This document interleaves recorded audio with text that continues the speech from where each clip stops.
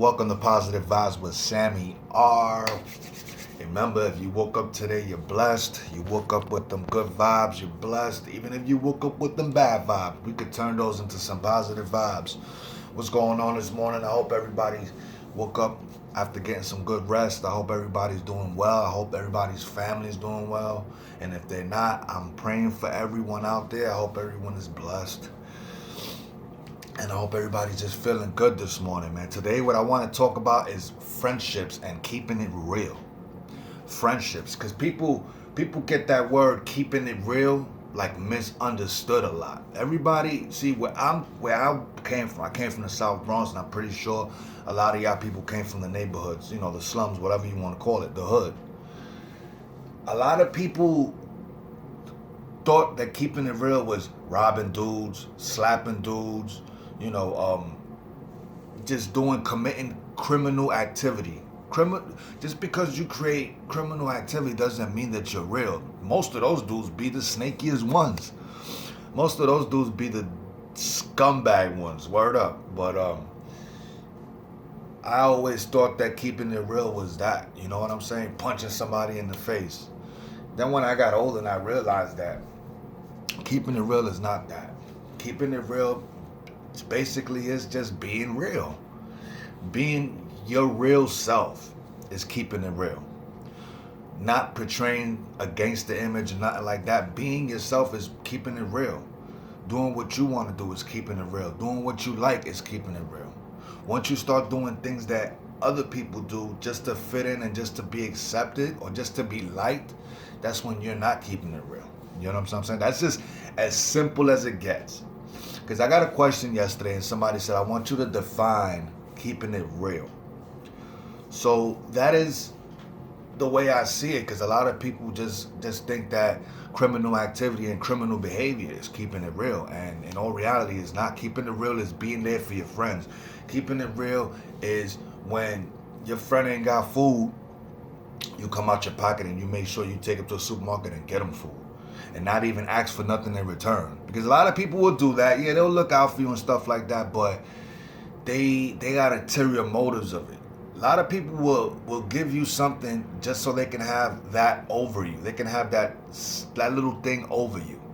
Yeah, I lent him $20. Now that he owes me, now he's kind of under my wing. You understand what I'm saying? Now, with those $20 that you took from somebody, that you borrowed from somebody, sometimes they feel like they got control over you just because of that. I'm not saying that's everybody, because I'm pretty sure it's not. I'm pretty sure it isn't. But I'm just trying to give people ideas of, being real, and how to spot fakes. You know what I mean? Like, me personally, all my life I was used to getting told no. I ask somebody for something, they usually just say no. I ask somebody to borrow something, they usually say no. Maybe that was due to my trust abilities when I was growing up.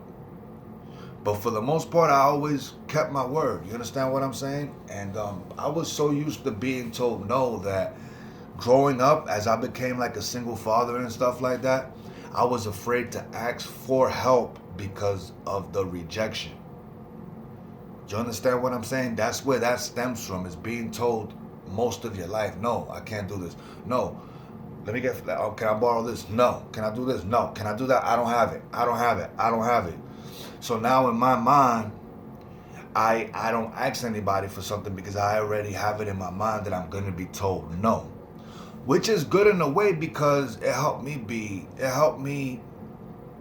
an independent person that I am today. It grew me to be that. But I'm not going to lie. Sometimes it's like, damn, I really needed the help.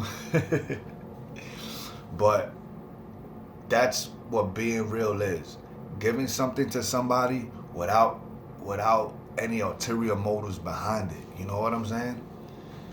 And that's just being real to me. And being real and being a friend both coincide, because you have to be a real person in order to be a real friend.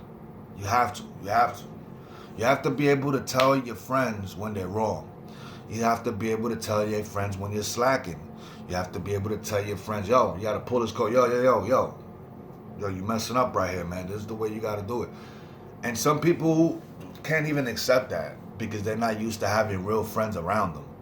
They're not used to accepting criticism because nobody has the heart to tell them about themselves. Everybody wants to just, kiss, be behind them and just want to be so liked by this person that they're just willing to accept anything. You know what I mean?